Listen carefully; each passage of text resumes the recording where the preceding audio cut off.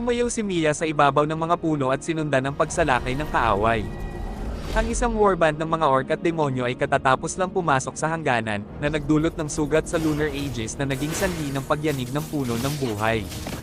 Sa pamamagitan ng pagguhit ng kanyang busog, tatlong kulay pilak na sinag ng liwanag ng buwan ang magandang sumayaw sa mga sanga bago mabilis na pinatay ang pinuno at pinalayas ang natitira sa gulo. Nang mawala na ang banta, inilipat ng mga duwende ang enerhiya mula sa puno ng buhay upang ayusin ang sira at ibalik ang Aegis.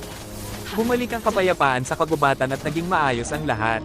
Si Mia, na pagod na nakahiga sa mga puno, ay yumapo sa responsibilidad na protektahan ang Moonlit Forest matapos matulog ang kanyang kapatid na si Estes upang mapanatili ang enerhiya ng Lunar Aegis.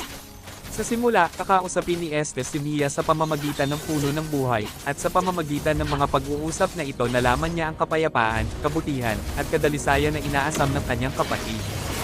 At sa kawalan ni Estes, binantayan ni Mia ang kagubatan ayon sa mga huling salitang binitawan niya. Habang nagpapahinga siya at ibinababo ang kanyang pana, napansin ni Mia na nasugatan niya ang kanyang kamay habang nakikipag-usap sa mga nanghihimasok. Sinimulan niyang alalahanin ang mga panahong nagsasanay siya ng archery habang ang kanyang kapatid ay nag-aaral sa malapit.